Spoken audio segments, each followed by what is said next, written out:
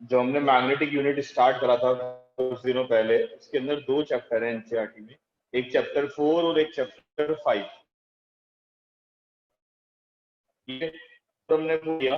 Chapter 5 के अंदर भी हमने थोड़ा सा पार्ट डिस्कस कर लिया था। चैप्टर नंबर 5 में मैं आपको बताऊं तो चैप्टर नंबर 5 में हमारे पास बेसिकली 4 पार्ट होते हैं। एक तो होता है अर्थ मैग्नेटिज्म, एक होता है बोर मैग्नेटॉन, एक होता है बेसिक ऑफ मैग्नेट, और एक होता है मैग्नेटिक मटेरियल्स। ठीक है, क्या कहा मैंने बेटा? यहाँ पर देखिए, मैंने ये कहा एक तो होता है basic of magnet, basic of magnet,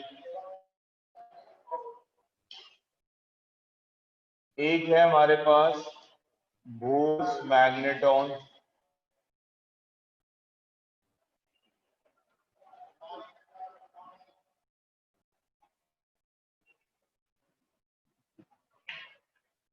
एक होता है what we call earth magnetism,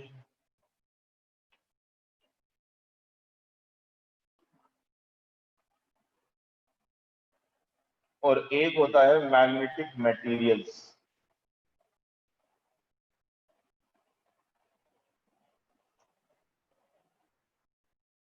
ठीक है, इस चैप्टर के 4 हिस्से हैं। मतलब ये मैंने अपने आप बनाया, ऐसा नहीं है बुक में कहीं लिखे हुए, आप टॉपिक भी कह सकते हो। तो मैंने इसके अंदर से ये वाला पार्ट क्या कर दिया है, पढ़ा दिया है। चैप्टर नंबर 4 पढ़ाने से पहले मैंने ये वाला पार्ट आप सबके साथ डिस्कस कर लिया था इसी क्लास में।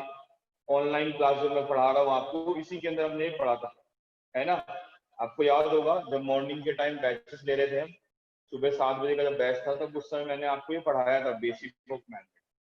ठीक है, रही बात इन तीनों की, इन तीनों में से ये वाला पार्ट जो है, ये पार्ट सिलेबस से हट गया है, लेकिन हमें इसे पढ़ना पड़ेगा थोड़ा सा, क्योंकि इससे आगे लिंक होता है।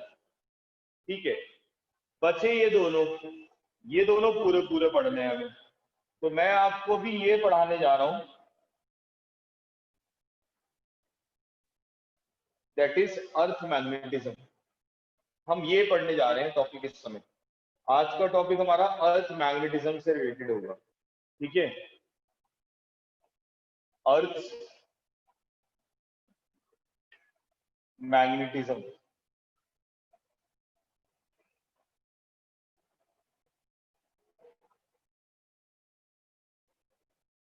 अर्थ मैग्नेटिज्म क्या होता है? देखिए, देखिए है क्या, जैसे हमें पता है, हम सबको पता है कि हमारे अर्थ के अंदर भी क्या होता है, एक मैग्नेटिक प्रॉपर्टी होती है।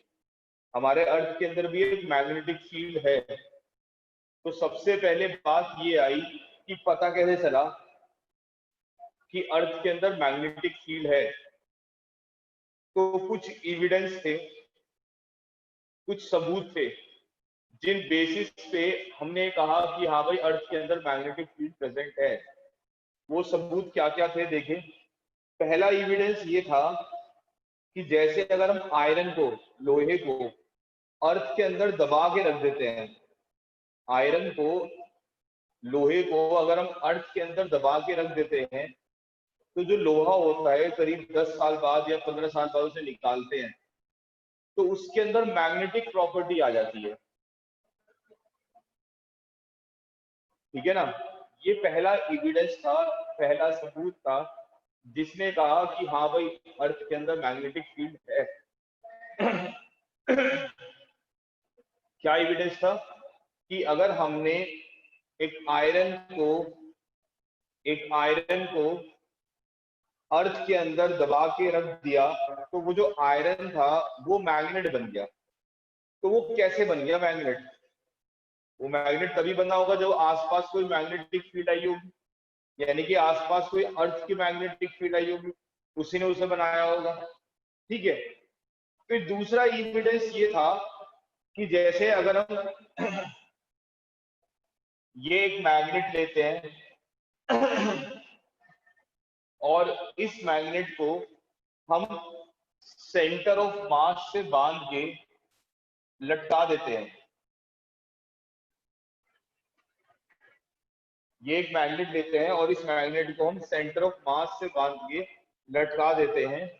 तो ये हॉरिजॉन्टल प्लेन में मूव करने के बाद, इस वाले प्लेन में मूव करने के बाद क्या होती है, अपने आप एक जगह आगे रुक जाती है।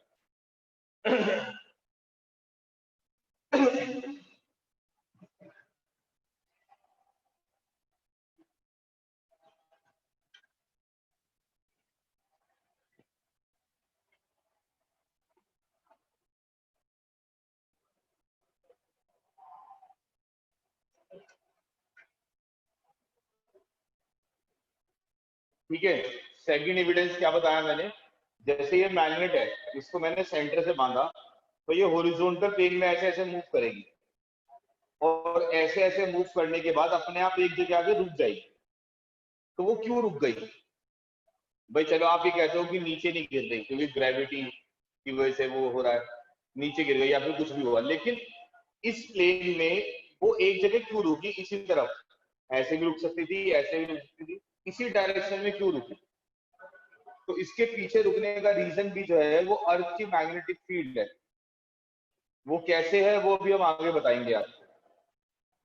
फिर तीसरा एविडेंस जो था, जो बहुत इंपॉर्टेंट था, वो ये था कि जैसे मैंने ये मैग्नेट ली,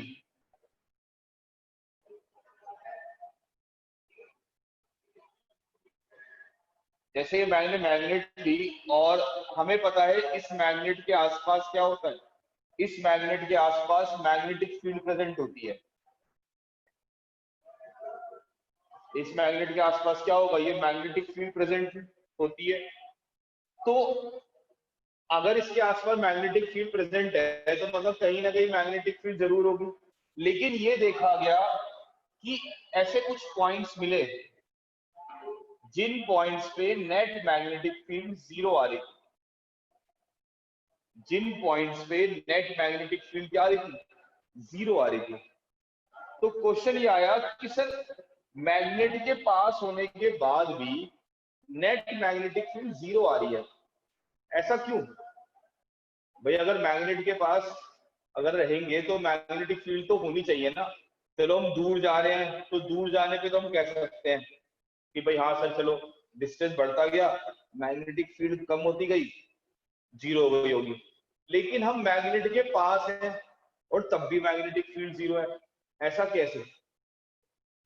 उन्होंने कहा ऐसा तो तभी हो सकता है कि जब इसके आसपास एक मैग्नेटिक फील्ड और होगी और वो इसकी मैग्नेटिक फील्ड को क्या कर रही होगी, कैंसिल आउट कर रही होगी। ऐसा तभी हो सकता है। अगर वो कैंसिल आउट नहीं कर रही है तो फिर तो जीरो हो ही नहीं पाएगा। कोई जीरो होने के लिए क्या होना चाहिए, दो चीजें अपोजिट आनी चाहिए ना। तो इन पॉइंट को न्यूट्रल पॉइंट कहा गया था। ये जो पॉइंट थे इनको न्यूट्रल पॉइंट कहा गया था। न्यूट्रल पॉइंट वो पॉइंट थे जहां पे अर्थ की मैग्नेटिक फील्ड मैग्नेट की मैग्नेटिक फील्ड को क्या कर रहे थे, कैंसिल आउट कर रहे थे, जिसकी वजह से नेट मैग्नेटिक फील्ड क्या आ रही थी, जीरो आ रही थी। उन पॉइंट्स को न्यूट्रल पॉइंट्स कहा जाता है। ठीक है,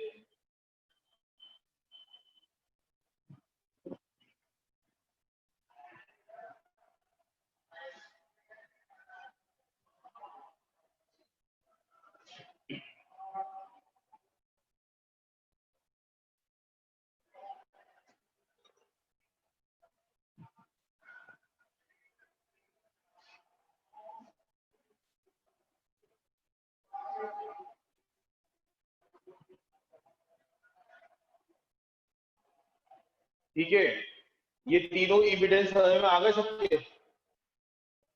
कोई डाउट तो नहीं किसी को? तीनों एविडेंस क्लियर हो गए बेटा?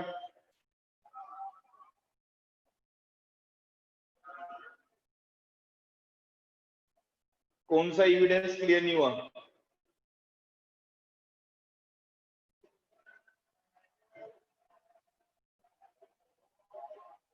बेटा आप ये देखो कि